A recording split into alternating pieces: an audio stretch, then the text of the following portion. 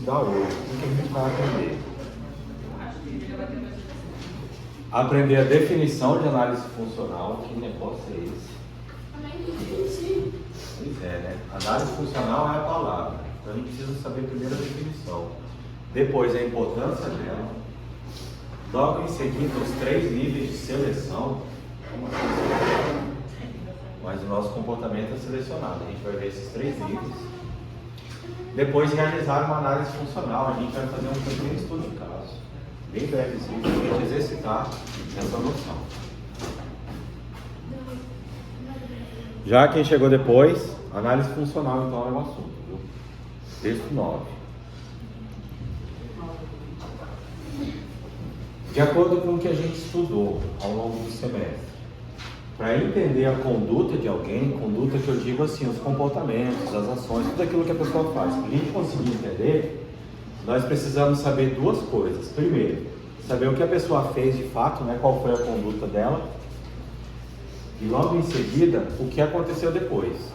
Então, se a gente quer entender e explicar um determinado comportamento, precisa saber qual o comportamento e o que aconteceu depois daquele comportamento. Como assim? Ficou meio amplo daquele jeito ali, né? Quando a gente coloca só o que fez, o que aconteceu depois, mas vamos agora mais específico. Por exemplo. Sim, tá no 4K ainda, só não tá aparecendo bem definido aqui. Tem que dar um zoom depois. O senhor vai disponibilizar este slide magnífico pra gente? Não. Ah, nossa. O senhor se esforçou tanto para não disponibilizar esse slide pra gente. Passei 5 meses elaborando isso daqui, olha só o design, a complexidade, a originalidade do Por isso você tem material. que dividir com a gente.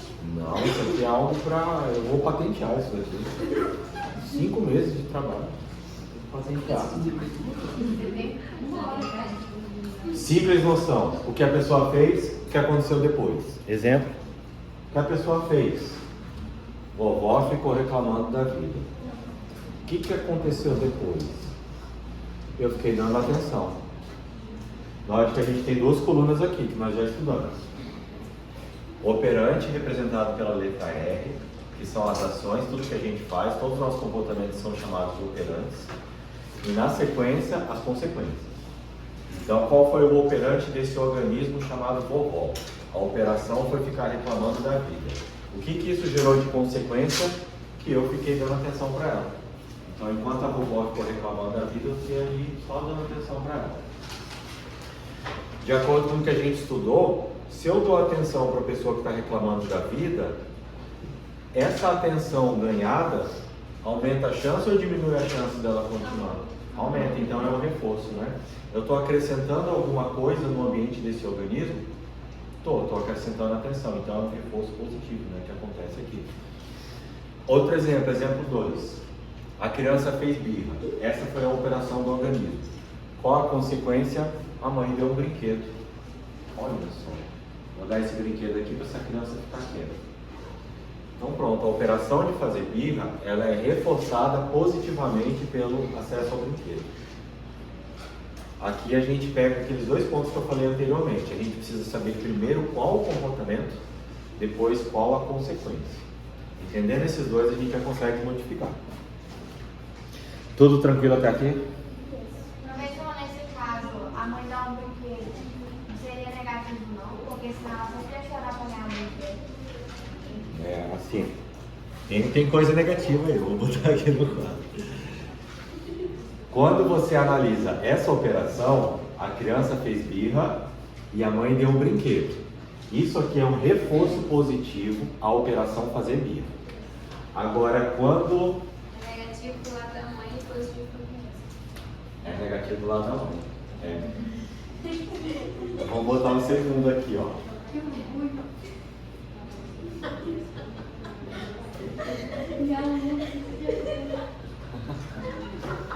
É porque ele lá já tão pouco. Esse padrão... Eu já ia elogiar dizendo que é esse padrão de aluno que a nossa instituição tem. Esse padrão de aluno passa ali na principal, aí chegam de rede, já pegou. Você não vai para concorrência. Mas agora eu fiquei mais feliz sabendo que foi o capricho do slide, que a qualidade, a complexidade. Agora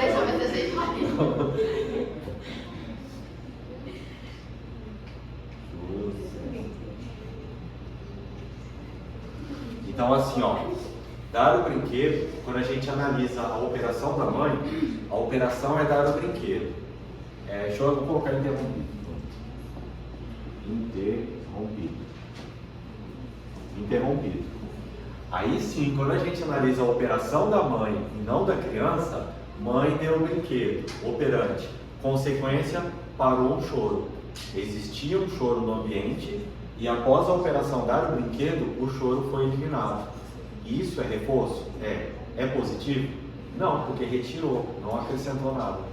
Então, nesse aspecto aqui, reforço negativo.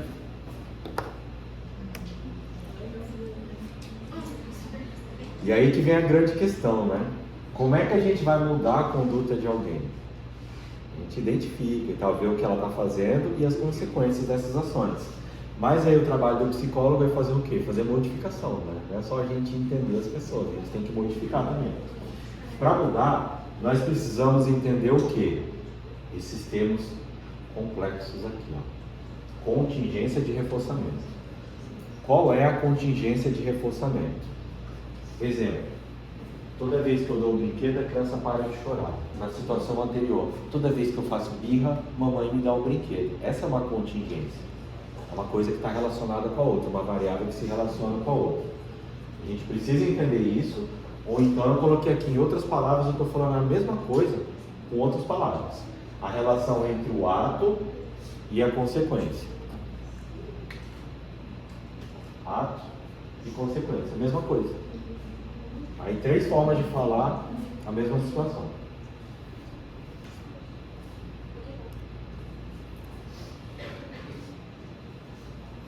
Olha lá, modificação. Aqui a gente já vai para a modificação do comportamento. Eu vou ter aqui os 2 exemplos anteriores que eu passei para vocês. Primeira operação, o organismo vovó fica reclamando da vida. Qual que é a consequência que isso traz agora que eu estou buscando modificar o comportamento? Fui fazer outra coisa. Então a vovó começou a ficar reclamando da vida. Eu tenho que fazer meu trabalho de análise do comportamento. Bom, o seu trabalho já está pronto, né? Você vai lá melhorar ele, assim como eu melhorei esse slide aqui. Um processo de melhora contínua. E fazer outra coisa é um reforço. Será que isso aqui funciona como um reforço a essa operação? Sim? Será que toda vez que a vovó reclama da vida e eu vou fazer outra coisa, aumenta a chance da vovó reclamar? Não. É punição isso aqui. Eu estou brigando com a vovó, xingando ela? Não, só dando atenção. Estou tirando a atenção dela, então é uma punição negativa. Isso aqui é uma consequência chamada punição negativa. Outro exemplo. A criança fez birra. Qual é a consequência que eu agora estou modificando? Tiro o tablet. Então a mãe, ao invés de dar um brinquedo para a criança que está fazendo birra, para ela parar de fazer birra, a mãe tira o tablet dela. Então a orientação, né, nesse caso hipotético que a gente faria, é tirar o tablet. Mais uma vez a gente chama isso aqui do quê? Punição negativa. Por que é uma punição? Porque ela diminui a chance desse operante ocorrer novamente. Por que é negativa? Porque é uma coisa ruim, colocando em termos de bem ou mal, de certo ou errado? Não. Porque positivo e negativo está relacionado ao quê? A presença ou a ausência. O acréscimo ou a retirada. Nesse caso tivemos a retirada.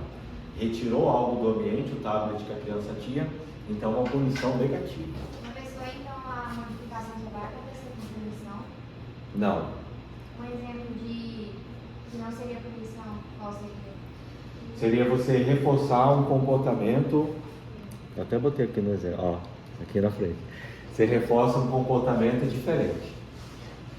Você pode punir, isso aqui são punições. Você pode punir, como você pode também reforçar um comportamento diferente, que vai ser o outro slide. A gente já volta nesse ponto no próximo. Então, olha, nesse contexto, para a gente mudar o comportamento, que esse é o nosso objetivo enquanto psicólogo, é a gente mudar o comportamento da pessoa. Então, para mudar o comportamento para melhor, a gente precisa ter controle sobre as consequências do comportamento. Por isso que eu falei para vocês outro dia que a gente pensa assim, o psicólogo ele vai trabalhar a pessoa, ele vai trabalhar o indivíduo. Via de regra é assim, o psicólogo ele trabalha a pessoa, vê o que a pessoa tem dentro dela, né, entre aspas, o que tem ali dentro dela, colocar essas fantasias, esses medos, tudo para fora e trabalhar em cima disso. Pode ser feito assim? Pode, mas o psicólogo, o analista do comportamento, ele vai trabalhar o ambiente, ele trabalha ali, perifericamente. Então esse modelo aqui de psicologia é uma teoria periférica. Não trabalha a pessoa em si, trabalha o ambiente da pessoa. Por isso que eu coloquei aqui, para mudar o comportamento, você não tem que mudar o comportamento, você tem que mudar o ambiente. Isso. Que aí mudou o ambiente, você muda a conduta indiretamente. Então a gente precisa ter controle no sentido assim de saber o que acontece, né? Mãe, você está dando brinquedo toda vez que a criança faz birra ali no shopping? Tô. Então para de fazer birra e tira o celular, o tablet dessa criança. Você está controlando o ambiente da criança. Então nem está indo lá e conversando com ela, olha, para de fazer birra, isso é feio e tal. Então não está trabalhando o indivíduo diretamente, está trabalhando o ambiente. Então a gente manipula a consequência e olha só que legal. Isso aqui é uma coisa que eu gosto muito dessa abordagem. Essa postura cientificista de experimentação, a gente testar. O psicólogo, ele não tem assim a verdade absoluta, né? E por mais que uma técnica tenha funcionado num determinado contexto, a gente não sabe se vai funcionar exatamente num contexto distinto. Então o teste, a gente testar. Eu acho que nessa situação seria válido a gente fazer de tal forma. Aí vamos lá testar, ver se funciona. Se não funcionar, vamos tentar de outro jeito. Então é fazer o teste, modificar o ambiente e testar se o comportamento vai modificar. Se o comportamento modificou, a sua intervenção foi bem sucedida. Se não modificou, teve algum erro na sua leitura, na sua intervenção, vamos tentar de outro jeito. E assim você vai tentando até funcionar. Sempre testes. Agora sim, o ponto que a Antônia falou, né? Sobre mudança do comportamento. A gente pode punir o comportamento indesejado e ao mesmo tempo a gente reforça o comportamento desejado. Então assim, dentro do grupo Vovó Falar, tinha aquele subtipo de comportamento, aquele comportamento mais específico, Vovó Falar. Aí teve aquele comportamento, Vovó Falar reclamações da vida. Vovó Falar reclamações da vida, quando eu saí e fui fazer meu trabalho de análise do comportamento, foi uma punição negativa. Só que eu não quero punir que a vovó fale das coisas, eu quero que a vovó fale. Só que não ficar só na reclamação. Quando a vovó fala, mas esse operante dela é ligeiramente diferente, ela compartilha aprendizados, né, lições de vida, coisa que ela aprendeu sobre a vida, aí é um outro operante que eu vou querer reforçar. Se a vovó começa a falar daquilo que ela aprendeu com a vida, com os anos de experiência e tal, algo que é positivo, que a gente espera que esse organismo, respostas que a gente espera que esse organismo emita, o que a gente faz?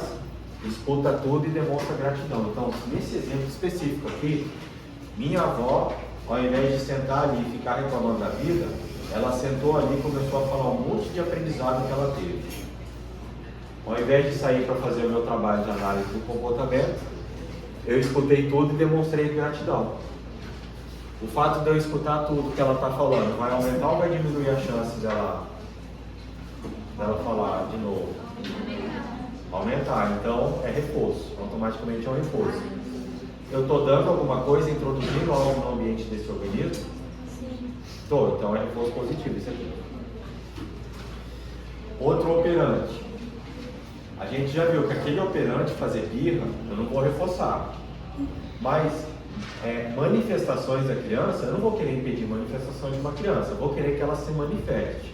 Só que algumas manifestações não são saudáveis e outras manifestações são saudáveis. Essa manifestação aqui, esse operante, fazer um desenho, brincar de fazer um desenho, é o tipo de operante que eu desejo. Então, se eu desejo, eu tenho que oferecer uma consequência que aumente a chance dele ser emitido de novo. Se a criança fez um desenho e a mãe, além de ter olhado o desenho, ter elogiado o desenho, foi brincar com a criança, foi dar atenção para essa criança, desenhando também, olha que bonito o desenho que você fez, eu vou desenhar contigo. Aí a mãe vai lá e senta. Além de tudo, dá mais atenção para essa criança. Será que vai ser reforço ou vai ser punição? Vai ser reforço, porque essa consequência aumenta a chance da criança fazer outro desenho. Positivo ou negativo? Positivo. Positivo, porque introduziu. Então vocês já estão muito fera. Estou vendo que vai ser só 10 nessa prova.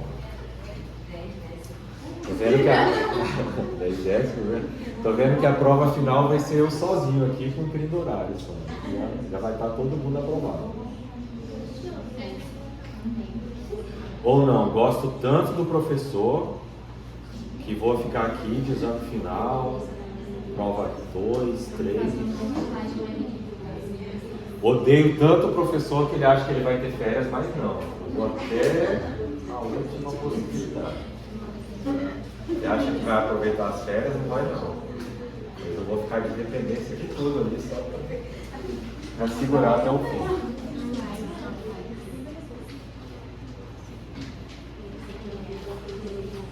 A essência, a base disso que a gente está estudando, análise funcional ou análise de contingência, como será que vai aparecer na prova? E, às vezes vai aparecer de um jeito e outras vezes de outro.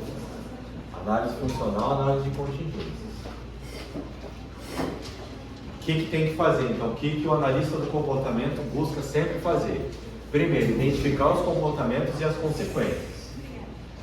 Aquele primeiro ponto que eu falei para vocês. O que? Você tem que definir claramente ali o que. E o que acontece depois. Segundo, alterar essas consequências. Então, se a criança está fazendo birra, eu vou lá sensibilizar a criança. Eu posso fazer isso? Pode. Em outras psicologias. Na análise funcional, não. Eu altero o ambiente. E terceiro, verificar se o comportamento mudou. Porque é aquela postura de teste, né? A gente está testando. A gente está testando se um determinado comportamento modifica ou não com a nossa intervenção.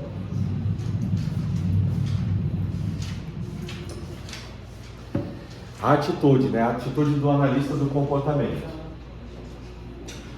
Experimentação com foco, o quê? Na subjetividade, no inconsciente, nos pensamentos do indivíduo, nos desejos.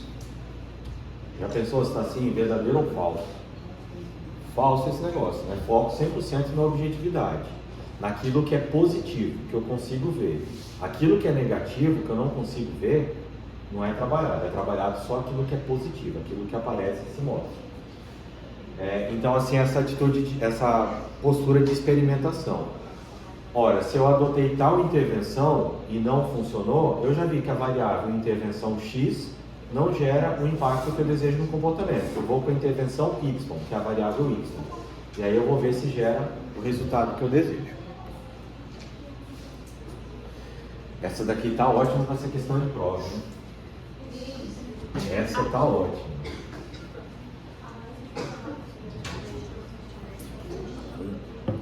Essa está ótima, que se a gente estudou e não está muito seguro, né? A gente não está muito seguro nesse estudo aqui, a gente se confunde fácil. Como a análise funcional é algo mais recente, pode levar o aluno a concluir que é o condicionamento operante que é tratado na análise funcional. Mas não.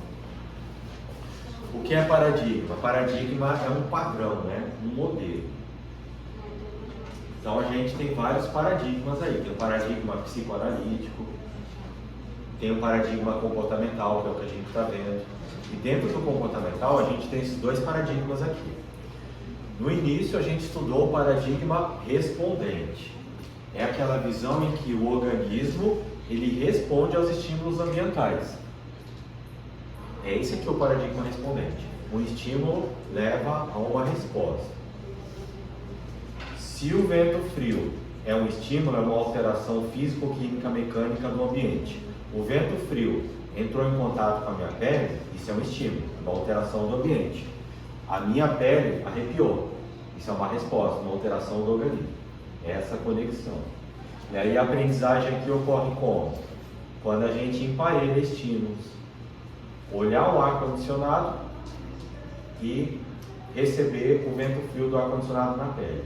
Às vezes, só de a gente olhar uma coisa, a gente já reage àquilo, porque já houve emparelhamento, houve um condicionamento. Isso aqui é considerado na análise funcional? Sim. Se a prova te falar que não, que a análise funcional considera apenas o paradigma operante, tu já sabe que isso aí não é de Deus, né? Isso aí não. Isso aí a prova está mal intencionada, andando pelo caminho das trevas aí para tentar te confundir. Se afaste desse negócio o quanto antes. Não pode falar de religião, né? Será que a gente pode ser psicólogo e ter religião? Ter religião? É. Só não pode ter religião. E mais uma vez, é esse padrão de aluno que eu não assisti. Começando e já está com essa clareza, né? Exatamente. Né? A sua crença pessoal, né? Exatamente isso. Ó.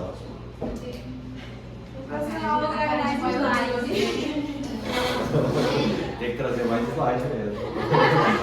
Estou vendo um slide lá. Mais 5 meses trabalhando aqui, né, para fazer essa obra de arte aqui, estou vendo que valeu a pena. E o paradigma operante? O organismo opera e gera uma consequência. E a consequência vai fazer com que essa operação permaneça, aumente ou diminua, ou seja, eliminada. Exemplo de uma operação: estudar para a prova de análise do comportamento. A consequência disso é tirar um 10. Um 10 é uma consequência que vai aumentar a chance de você continuar estudando. Ser elogiado é muito bom. Fazer slide. Ser elogiado por fazer slide. Semana que vem vocês me esperem, que vai ter 50, como é que chama? Lâminas, né? Antigamente chamava lâminas, né? Na época do retroprojetor, né? Que a gente ligava, que botava, chamava lâmina. Até hoje eu não chama de lâmina. Chama de lâmina aí, né? Chama. É página, né? Que é mais página. O Canva acho que chamou de página isso. Mas tá bom, lâmina é mais legal, né? Vamos fazer um negócio retrô, nostálgico aqui. Agora aqui que a gente não pode confundir. Análise funcional vai considerar 3 níveis de causalidade. Causalidade do comportamento. Porque nesse modelo a gente entende o que? É um modelo determinista de psicologia, como a gente viu lá no primeiro e segundo texto. Então assim, se a pessoa faz algo, existe uma explicação, existe uma causa. O comportamento não é aleatório, não é da livre escolha do indivíduo. Semestre que vem vai vir o professor aqui falar tudo o contrário, mas é assim mesmo, né? A psicologia tem os seus contrários. Mas na análise do comportamento, o comportamento é determinado. Determinismo ambiental. Não é o psiquismo do sujeito, né? Que é na psicanálise. Que determina o ambiente. Nível filogenético. Esse nível de seleção, ele diz o quê? Como a gente viu lá do operante, né? Seleção naquele sentido de que aquilo que é útil é mantido, pragmatismo. O que é útil é mantido, o que é inútil é eliminado. Então, se eu faço slide e recebo elogio, é provável que eu selecione esse comportamento de fazer slide. Aí, se eu faço slide e ganho a reclamação, isso daí é antisseleção, né? Seleção ao contrário. Qual é o nível de seleção aqui? Ó? O filogenético está relacionado à fisiologia e aos genes. Está relacionado à própria espécie. E também, além da espécie, a carga genética daquele indivíduo específico. Por exemplo, nós aprendemos as regras do condicionamento operante. Todo operante que gera como consequência um reforço, esse operante vai manter-se ou ser elevado. Todo operante que gera como consequência uma punição, esse operante vai ser diminuído ou eliminado. Humanos não aprenderiam a voar. Então, por mais que você seja o melhor analista do comportamento, você nunca vai ensinar uma pessoa a voar, porque está fora da seleção filogenética dela. Agora, você pode treinar uma águia, por exemplo, a fazer um determinado voo? Pode. Você adestrar animais baseado nos princípios do condicionamento operante, de fato os treinadores eles fazem isso. Só que um ser humano eu nunca vou conseguir, né, treinar um ser humano para fazer um voo assim e depois pousar no braço. Não tem como. Porque é bem óbvio, né? É porque está da filogênese. Outro exemplo. Além de estar na fisiologia da espécie, está na genética daquele organismo. Olha lá, eu lembro que quando a gente, na aula de educação física, tinha futebol e tinha vôlei. Aí assim, de futebol eu adorava, né? Quando era vôlei, eu não tinha pra onde correr. Mas o professor vivia insistindo de que a gente tinha que aprender o bloqueio, né? Por mais que eu me dedicasse, eu nunca conseguia aprender a bloquear. Nunca consegui aprender a bloquear. Está relacionado à filogênese? Não, porque um monte de colega meu aprendeu a fazer o bloqueio, né? Está relacionado à genética específica daquele organismo. Só quem era alto que conseguia bloquear, que alcançava a rede lá e impedia. Agora quem era médio para baixo, não tinha como, não consegue. Então, aprender a bloquear no vôlei pode ser treinado? Pode ser condicionado? Pode ser treinado e condicionado por todos os organismos humanos? Não, só alguns. Então a filogênese é essa parte biológica, tá? Na hora que aparecer na prova, lembre-se que é a parte biológica. Agora aqui a gente tem um outro nível de seleção, que chama-se da ontogênese, o ontogenético. O ontogenético, ele diz respeito ao quê? A espécie diz respeito à interação que aquele organismo específico, vamos supor que é um ser humano que eu estou trabalhando, aquele ser humano específico teve com o ambiente dele. Então, o que vai determinar não é tanto a genética que ele trouxe ou a espécie em que aquele organismo se encontra, mas a história de vida dele. Então, por exemplo, fulano de tal é extrovertido. Pode ser que eu não ache na genética a explicação para isso, mas na ontogenética eu encontro a explicação. Vamos supor que o fulano de tal foi criado pela avó dele, junto com o irmão dele também. Na mesma época a avó pegou para criar 2 primos, aí tinha mais uma prima lá que apareceu depois. Era 6 meninos, né, na casa. Era 6, 7 meninos numa casa só. Aí assim, chegavam, compravam salgado lá, né? Aí qual é o negócio? Aquele, se for muito tímido, muito introvertido, não pegava nada, né? Não recebia o reforço. Então tinha que chorar para conseguir, né? Quando a gente foca em entender por que aquela pessoa apresenta, né, no repertório comportamental dela, essa característica extrovertida. Se eu for para a explicação ontogenética, muito provavelmente aquele ambiente puniu comportamentos de introversão e reforçou comportamentos de extroversão. Porque daí, quando ele foi extrovertido, ele chamou a atenção, ele se destacou entre aqueles 6 irmãos. O comportamento dele de extroversão, que é o operante, gerou como consequência a atenção da avó dele, que no caso era a mãe, né? Tinha essa função de mãe. Então ele conseguiu a atenção materna, uma consequência, a partir da operação de comportamento extrovertido. E aí eu posso entender, ele foi condicionado para isso. Quem que condicionou ele? Foi a genética? Não, foi o ambiente.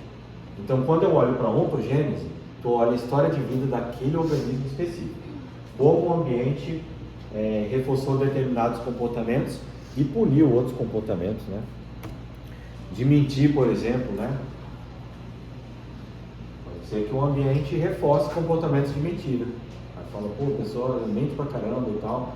A explicação pode estar na ontogênese.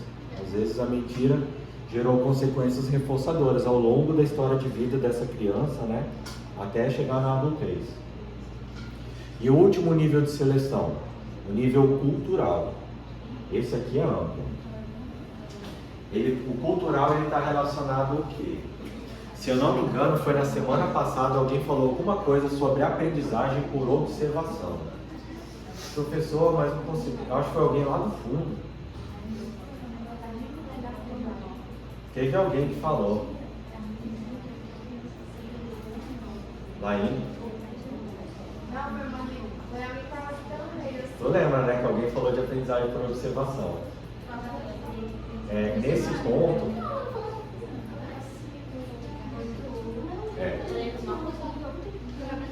Nesse nível de seleção, nível cultural, aí entra essa noção da aprendizagem por observação.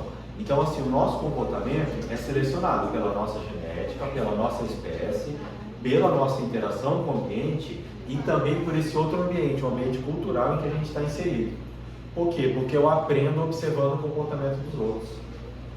Se beber, não dirige. Eu nunca precisei beber e dirigir e ter um acidente com o carro para eu aprender, né? Então são coisas que a gente aprende com a experiência do outro, com a observação. Ele advém da observação do comportamento de outras pessoas. Está relacionado ao quê?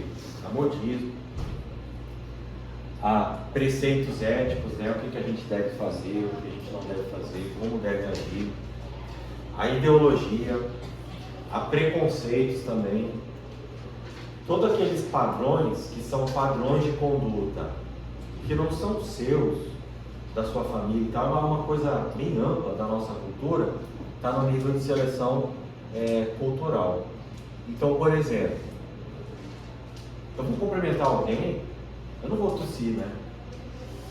Pode ser que isso tenha um sentido de saudação em outra cultura? Pode ser.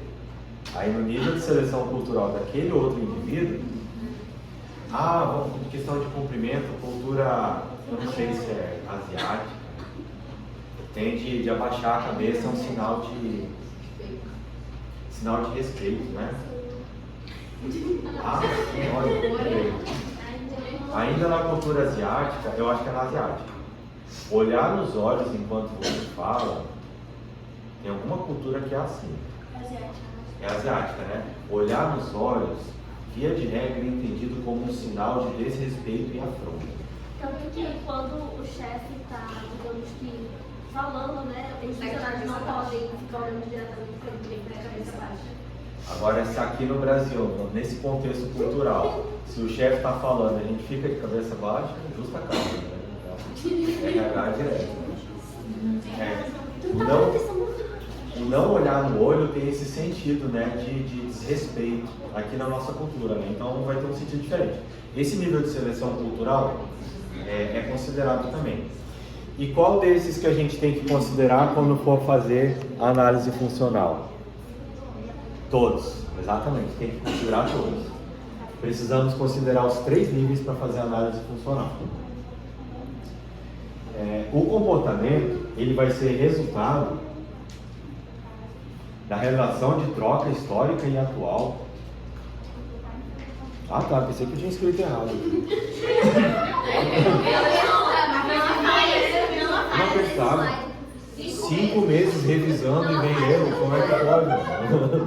Eu não estava acreditando. Não, é porque eu botei esse item aqui, eu acho que seria melhor botar um colchete. Mas enfim, comportamento é resultado da relação de troca do organismo com o ambiente. O organismo opera, vai ter essa troca, operação do organismo e a consequência do ambiente. Punição, o organismo vai diminuir aquela operação. Repouso, então o organismo vai aumentar aquela operação. Vem com essa relação de troca histórica e atual. Então, assim, a análise funcional considera muito aqui agora, o presente. O foco é trabalhar no presente, mas considera o passado também. Mas o passado, não assim, naquela noção de traumas inconscientes e tal. Não na noção de que são traumas inconscientes, mas que padrões comportamentais foram condicionados a partir desse passado, dessa história. E agora, na atualidade, eles precisam ser corrigidos. Então a gente entende que o comportamento vai ser isso. Vai ser resultado do ambiente atual e do ambiente anterior desse organismo.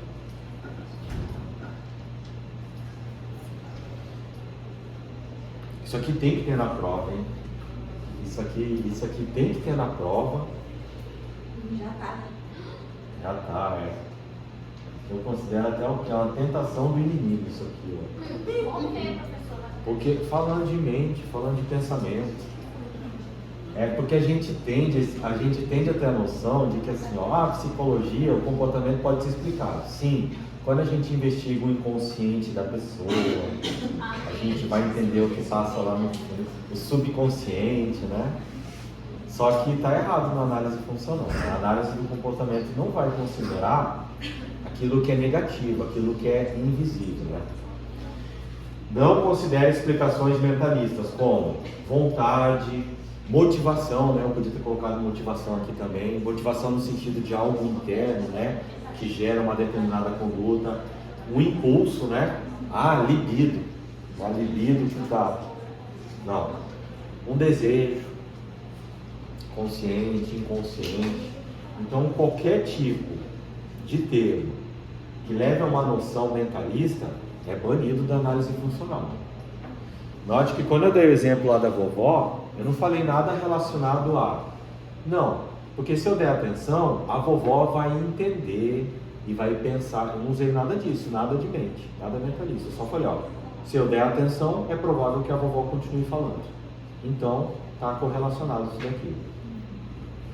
Analisar o comportamento funcionalmente se refere a uma busca de sua função e não topografia. Essa parte eu não estou lembrado se a gente falou, função e topografia, né? Tá. Então, mas eu acho que eu coloquei aqui. Isso, eu coloquei rapidinho. Bora falar da diferença, porque nós temos os operantes, né? Às vezes os operantes, os comportamentos operantes, eles diferem no formato deles, na característica, mas o resultado é o mesmo. Vamos para o exemplo aqui.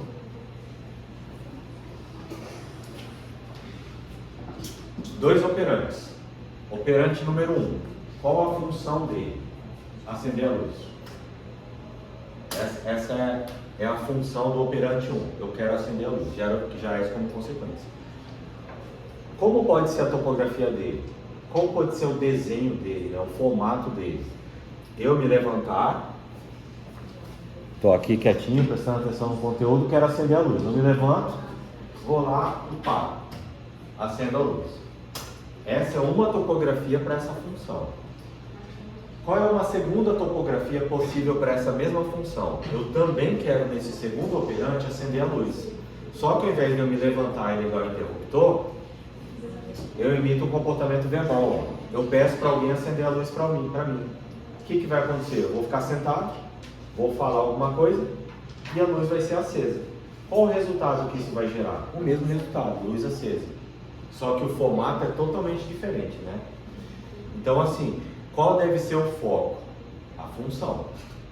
Qual a função daquele comportamento? O foco não deve ser o formato, o desenho dele, a topografia. A gente tem que concentrar qual é a função, para que serve. Lembra que a gente viu pragmatismo no texto 2. Segunda ou terceira aula a gente viu pragmatismo. É porque eu acho que o texto 2 foi na aula 3. A aula 1 eu acho que foi só plano de aprendizagem, avaliação diagnóstica, apresentação, uma coisa assim. Aula 1 depois Hã? Aula liberal. É. A primeira aula acho que a gente fez só diagnóstico, plano de aprendizagem, eu só passei o geralzão, a apresentação, foi coisa assim. Aí na aula 2 a gente viu o texto 1 e na aula 3 a gente viu o texto 2. Aula 1 só já foi mais sobre a algoritmo. Eu já cheguei tacando com... Já. Porque o professor ele identifica a capacidade, então ele vê assim, se está sobrando ali. Tem neurônio sobrando ali para conhecimento, vamos usar tudo esses neurônios. Sexta-feira vai ter aula normal. Sexta-feira. Vocês estão com esperança na faculdade em mente? Não. Exatamente. Vai ter revisão. Mais um slide. Um slide de revisão. Isso que eu falo. Slide de revisão, né? Revisão. Eu já falei para vocês, acho que umas 2 vezes, que eu tenho escutado no meu ambiente de trabalho, por muitas vezes, o termo revisão estar associado ao termo justa causa. Então, que é o estímulo aversivo. Então, essa palavra, esse termo revisão, a gente deveria banir, não por ele ser ruim, mas pela associação dele a porém, relembrar o conteúdo. mas a gente pode fazer o quê? Um resumo. Como nós estamos muito bem no nosso conteúdo, Aluno da rede. como nós estamos em dia com o nosso conteúdo, a nossa sequência, né, de conteúdos que foi planejado lá no início. Tudo isso por conta do quê? De uma competência excepcional do professor. Alguém tem que ser culpado. Quando é fracasso, quando é sucesso. O sucesso tem que ter culpado também. Competência excepcional, negritado, né, do professor. Comprometimento e brilhantismo da turma. Ah, tá, o professor trabalha sozinho? Não, trabalha sempre, é ser humano com ser humano. Então não existe só um que fez tudo certo. Negativo, tem que ser a equipe ali, o todo. Então, unindo o brilhantismo e dedicação, né? Que não basta ser bom, tem que se dedicar, tem que se esforçar, né? Às vezes até sendo ruim, mas a gente se esforçando, compensa. Né? O negócio é se esforçar, o mais importante é isso. Esforço. Resumindo, nós todos aqui sendo top, dá pra gente fazer o seguinte, tirar a próxima semana pra gente fazer um apanhado geral. A gente fazer um apanhado geral, né, daquelas coisas, assuntos, apanhado geral. Retrospectiva, olha aí. Nada negócio de revisão pra prova, não é isso aí. Bora tirar, sabendo que vai ser assim, poderia ser um prensado, né, de feriado, mas não vai ser. Vamos tirar sexta-feira que vem pra gente fazer uma retrospectiva com os conteúdos que a gente viu na segunda etapa. Vamos enfatizar e discutir conteúdos que são importantes para a prova, nas questões de prova. Mas vamos discutir aqueles tópicos específicos que provavelmente serão importantes. Eu acho que é válido isso daí, ó. Considerando que a gente está top dos dois lados ali. Mas então, entendido isso aqui, né? Que topografia e função são coisas diferentes, mas o foco tem que ser para que serve aquele comportamento. Sim, aí a análise funcional vai buscar fazer o quê? Vai buscar encaixar o comportamento em um dos paradigmas e encontrar os seus determinantes. Eita, olha, teve erro aqui.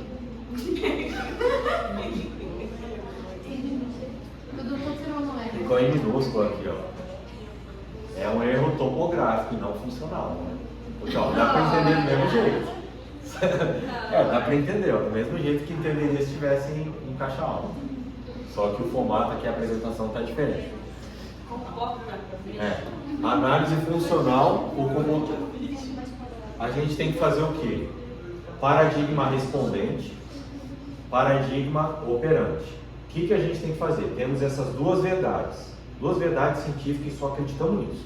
Temos que pegar o comportamento e encaixar dentro dessas duas noções. Se eu falo isso na turma que eu invadi ontem, o professor me mata. Porque ontem eu tinha uma lista para passar limpo. Só sei que eu entrei na aula do professor de fenomenologia. Se eu falo um negócio desse, que o trabalho do psicólogo é pegar uma realidade e encaixar numa outra realidade, uma outra verdade a priori, o professor sai de lá, porque em fenomenologia não existe nada disso, é totalmente o avesso dessa noção aqui. Não existe nada disso de abstrair realidade e tentar encaixar uma verdade aquela situação dentro de uma verdade pré-determinada, pré-concebida. Mas aqui não, a gente tem as verdades pré-concebidas. Todo estímulo provoca uma resposta e toda resposta é mantida pelas consequências. São duas verdades pré-concebidas que você vai encaixar aquela realidade dentro dela. Assim é possível a gente fazer essas duas coisinhas aqui. Predizer o comportamento, prever a ocorrência do comportamento. Semana que vem eu não vou fazer chamada, já fico avisado. Aí é bem provável que uma galera falte. Porque é um evento antecedente, né? Não vai haver retrospectiva, essa é a palavra, adorei essa palavra.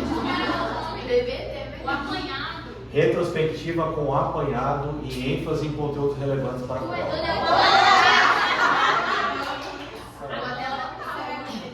Qual é a correlação disso com justa causa? Zero ou nula, porque eu nunca vi essas palavras junto com a palavra justa causa. Então não tem problema. Predizer, prever a ocorrência do comportamento, né? Porque em determinadas condições do passado aquele comportamento ocorreu. Logo eu vou pensar que se ocorrer novamente essas condições, o comportamento vai ser emitido. Se o professor não faz chamada, é provável que não haja baixo comparecimento. E controlado, né? Controlar no sentido de que a gente é mal, né?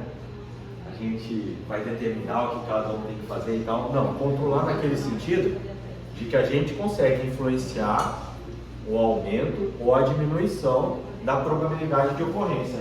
Eu acabei de controlar o comportamento da vovó naquele exemplo anterior. Como que eu controlei? Fui lá e amarrei a vovó, né? Não, eu controlei simplesmente, sutilmente. Ela começou a ficar com a reclamação da vida, eu fui fazer meu trabalho de análise do comportamento, dessa disciplina aqui, né? Ela começou a falar algo positivo, compartilhar a experiência de vida, os aprendizados, eu fui lá e comecei a prestar atenção nela. Filmei, né? Botei no TikTok e tal. Ah não, essas não é. Já é bom descobrir. Exemplo simples, agora vamos para o exemplo assim. A síntese da síntese de uma análise funcional, para a gente entender esse negócio aqui na prática. Problema, o que aconteceu? João interrompe frequentemente a professora durante a aula, levantando-se e falando alto. Carapuça, será que? Não, aqui não.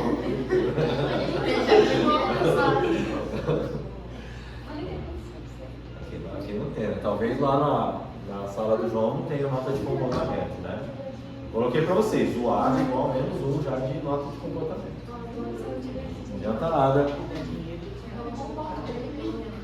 Não, mas a turma do semestre passado teve gente que tirou 10 na prova.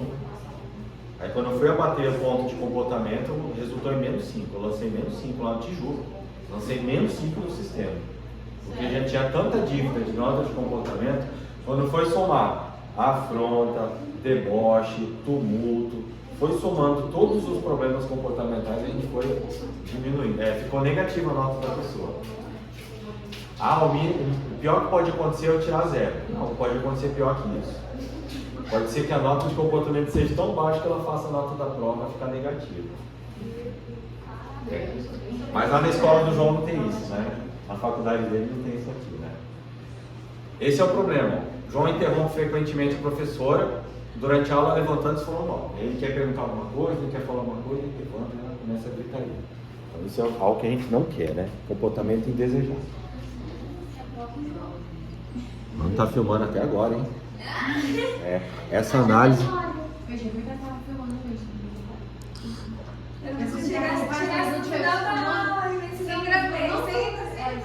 O áudio não saiu, né? Não, isso aqui é para eu passar mais 5 meses revisando, né? E num processo de melhora contínua, né? Sempre melhorando, né? Tudo para vocês, sempre para vocês. Tá? Zero egoísmo. Zero egoísmo, sempre para melhor. A gente viu que tinha estímulo que levava a resposta, nos primeiros conteúdos, paradigma respondente. Depois a gente viu que as respostas são mantidas pela consequência. Depois a gente foi para contingência tríplice, que eventos antecedentes criam ocasião para comportamentos serem emitidos, e os comportamentos emitidos são mantidos pelas consequências. Vamos estudar 3 colunas agora. Comportamento é o mesmo do slide anterior, da lâmina anterior. João levanta-se de sua cadeira e fala alto, interrompendo a professora. Aí a gente olha o que aconteceu antes e o que aconteceu depois. O que aconteceu antes? A professora faz uma pergunta para a turma. Essa é a ocasião, esse é o contexto. A professora começa a explicar. A professora faz uma pergunta para a turma, João levanta e tal. A professora começa a explicar um novo conceito. Aí o João vai lá e começa a zoar. O que acontece? João fica entediado ou desconcentrado na aula. Aí o que acontece? Ele vai lá e fala alguma coisa nada a ver, alto, levanta e tal. Esses são os eventos antecedentes. Essa é a operação que a gente não deseja e aqui as consequências. A professora dá atenção a João, pedindo para ele se sentar e esperar a sua vez. Atenção, dando atenção. Vai manter esse comportamento. Essa consequência mantém esse comportamento. Os colegas olham para João e alguns até riem. Olha só. Tá rindo do colega. Esse é o tipo de consequência que ajuda a manter esse comportamento. A aula é interrompida temporariamente. Poxa vida, olha aí, vamos parar de dar dor de cabeça e de forçar a cabeça, né? Vamos ter um recreiozinho, um mini recreio na aula, né? Desviando a atenção do conteúdo para a interrupção. Olha aí, interrompe a aula. Também é um tipo de consequência que mantém esse comportamento do João. Agora, hipótese da topografia. Não, hipótese da função, né? Vamos tentar refletir por que será que isso acontece. Por que será que o João tem esse comportamento? A hipótese é de que o comportamento de interrupção de João está sendo, mantido. Reforço social. Porque a outra pessoa te dá atenção é um reforço social. Quando você faz uma piadinha e alguém ri, é um reforço também, do tipo social. Especificamente pela atenção que ele recebe da professora. Olha, nem que seja fazendo coisa errada, ele consegue a atenção da professora. E também dos colegas, né? Que aí os colegas ficam rindo. Olha sim. Complicou, mano. Esse aqui, tudo tem uma aprendizagem. Isso aqui eu falei, não, nesse slide eu vou ensinar o que não deve ser feito. Não faça um slide assim, viu? Esse slide aqui tá feio, tá confuso, não pode ter muito texto. Tem que fazer mais ou menos tipo esse aqui, ó. Isso aqui de texto já tá ótimo por cada slide. Aí você vai apresentar seu TCC, tá com um monte de texto assim, vai dar ruim. Ah, professor, então mas como assim? Você mesmo errou para fazer? Não, tudo isso aqui foi planejado. Eu planejei fazer errado de propósito. Porque eu queria mostrar na prática como é o errado para a gente aprender por contraste. A gente vê tanta coisa certa, quanto agora a gente está vendo o jeito errado. Então assim é feio, errado, não façam isso aqui. Mas eu fiz de propósito, isso não foi erro meu não. Foi de propósito para mostrar para vocês como não deve ser feito. Primeiro ponto, ensinar um comportamento alternativo. João foi ensinado a levantar a mão quando quisesse falar e esperar que a professora o chamasse. Olha só, o João estava levantando, falando alto, fazendo bagunça. A gente não quer isso. Mas a gente não quer que o João fique quietinho, a gente quer que o João participe. Só que ele participe nesse formato aqui, ó. Levante a mão quando ele quiser falar e também espere a professora chamar. Para daí a gente ter uma certa sequência e não atrapalhar o andamento do trabalho que é coletivo, né? Que não é só para uma pessoa, é para todo mundo. 2. Reforço diferencial de comportamento alternativo. Eu paro de reforçar, paro de dar moral para o João quando ele faz a zoada dele, só que eu tenho que dar moral para ele a partir de um outro comportamento. A professora passou a reforçar positivamente João quando ele levanta a mão e espera a sua vez. Aí tu tem que reforçar, não pode deixar de ter reforço para outro comportamento. Por exemplo, elogia imediatamente. Muito bem, João, obrigado por levantar a mão e esperar a sua vez. Coloca bem claro para o João ali que o que ele está fazendo está certo. Quando o João levantava e interrompia a aula, a professora e os colegas foram instruídos a... Olha só, tinha que ter botado em negrito isso aqui. Quer dizer, eu não botei de negrito de propósito para mostrar para vocês.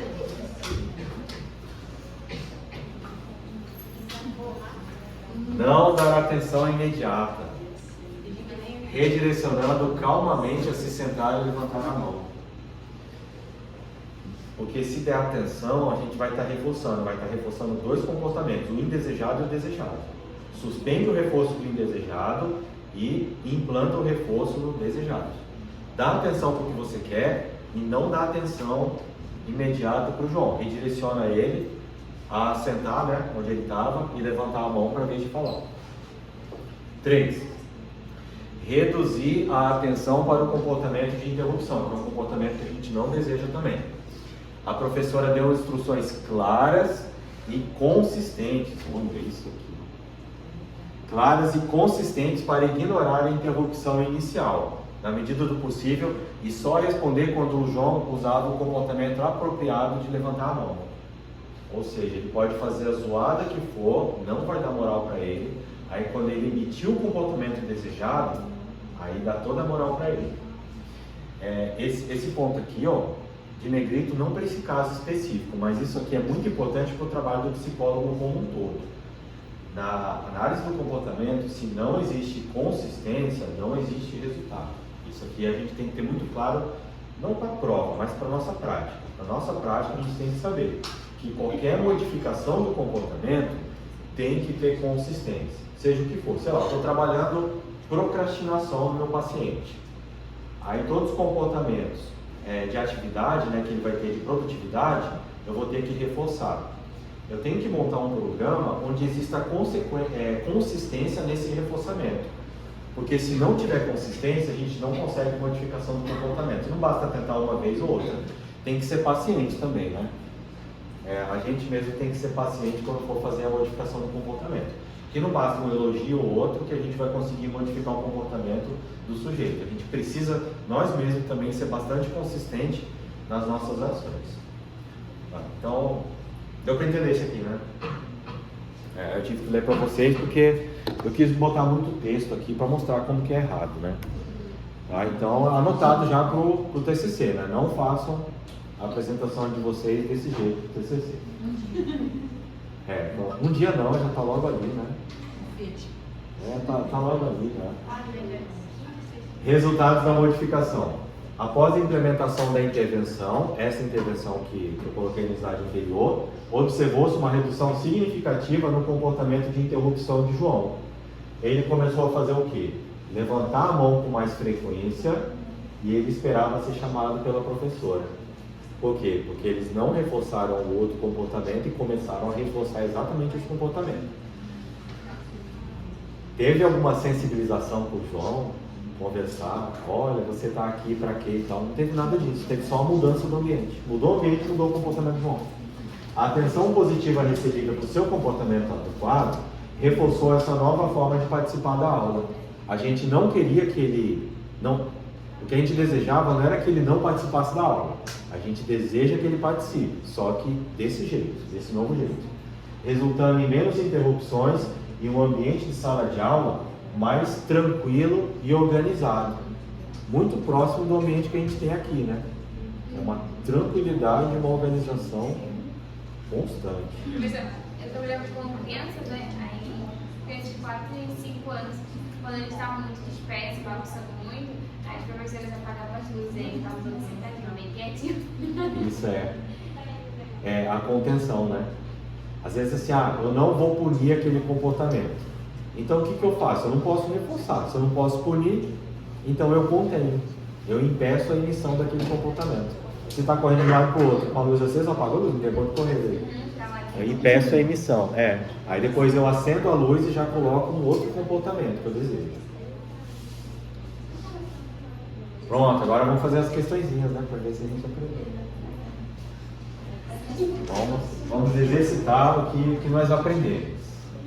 Olha que eu fiz nesse slide caprichado aqui, hein? 25 questões. Ninguém falou nada, mas eu já sinto assim, recreio vindo de dentro das pessoas aí. Eu sinto, Pausa técnica. Stop. Pausa técnica. Pausa técnica? Mas Semana passada nem recreio. Verdade. Mas semana passada a aula toda foi um grande recreio. Eu achei que foi. Foi bem solto.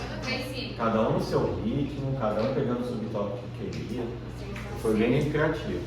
Eu não chamo de intervalo não, eu chamo de recreio mesmo porque ficar fofocando, ir lá pro outro corredor, ir comer, tudo é atividade intervalística. É atividade recreativa isso daí. Então vamos agora exercitar o que a gente aprendeu. Vocês viram o banheiro, não explicou grávida. Tu tem que ver. Referência. Prioridade. Aí o professor, você tem que dar uma pausa, né? Não, mas é só duas, aí já acaba. Qual das seguintes alternativas melhor descreve o objetivo de uma análise funcional? Primeiro, será que o objetivo dela é modificar os processos mentais subjacentes ao comportamento? Será que o objetivo dela é alterar a topografia do comportamento para o indivíduo? Será que é mudar os motivos ilógicos e irracionais do comportamento? Será que é identificar as variáveis ambientais que determinam o comportamento? Ou será que é analisar a forma e a estrutura do comportamento? O que será? O que será? Não precisa nem de tempo para responder, né? A questão é muito bom. A gente tenta Olha aí, pessoal. Exatamente. Letra B de dado. B de dado. Identificar as variáveis ambientais que determinam o comportamento.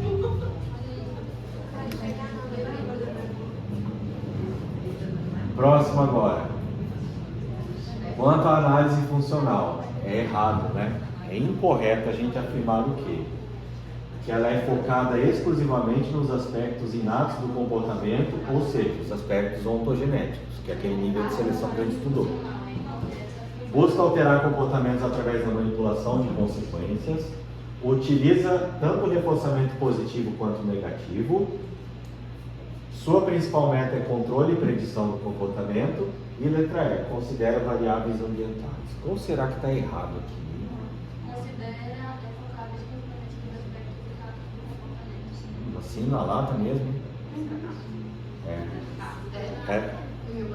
É isso mesmo. É isso mesmo.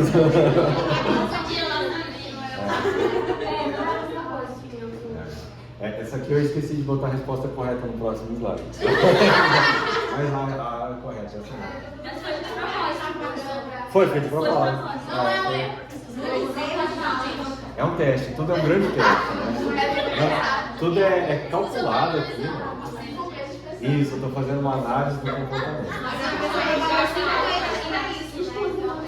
Aí agora o quê? Agora acabou, né?